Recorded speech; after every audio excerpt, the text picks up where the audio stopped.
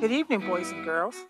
My name is Minister Linda Miles, and tonight I'm going to read to you about the birth of Jesus, how God, the Son of God, became man for our salvation. When did your life begin is a question I want you all to think about. And if you answered with your birthday, you're close, but not quite right. You were alive before you were born, while you were growing inside your mother.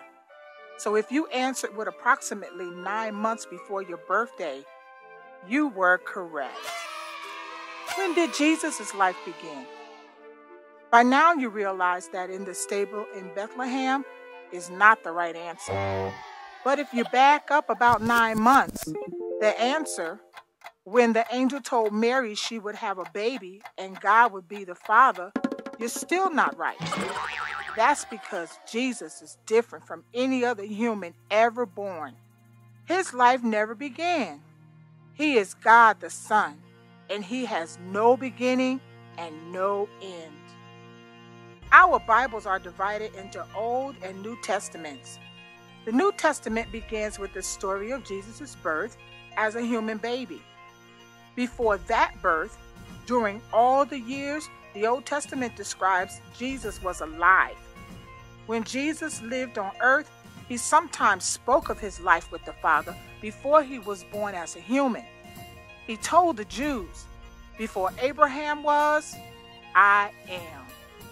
Once Jesus prayed to the Father, "And now, Father, glorify me in your own presence with the glory that I had with you before the world existed."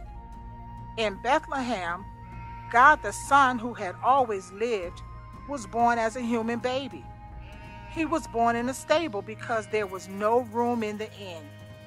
That night, angels appeared to shepherds who were keeping their flocks just outside of Bethlehem. The shepherds were astonished enough to see angels, but they were even more astonished by the angel's message, which the angel said was good news of great joy for all people. A Savior had just been born, the angels announced, right in nearby Bethlehem. And this Savior was Christ, which means the Messiah or the Anointed One, the Lord. Of course, the shepherds hurried to see this baby, and they found him lying in a manger, just as the angels had said. If Jesus' life was not beginning when he was born in that stable, or 9 months earlier, when the baby Jesus began to grow inside Mary, what was happening? Jesus was beginning his human life. He had existed as God forever. He had always been involved in leading, protecting, and providing for his people. Now he was coming to save and to redeem them. To do that, he would need to obey all God's laws in their place. And he could only do that if he was a human being himself. He would also need to die in the place of God's people to take the punishment they deserved for their sins. And he could only do that if he was a human being. Then Jesus came to live among us. He did not just appear as a man, he actually became man. We call this incarnation.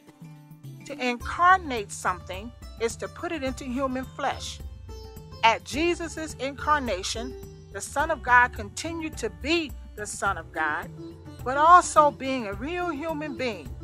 Jesus is the only being to ever exist who is both God and man. He will continue to be both God and man forever. Jesus performed far more miracles than anyone else in the Bible. The first miracle of all the stories about Jesus is the story of his birth. He was born with no human father.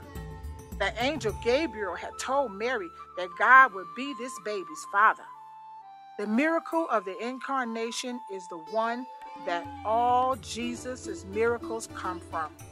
Jesus could perform miracles not because he was a special man, but because he was both man and God.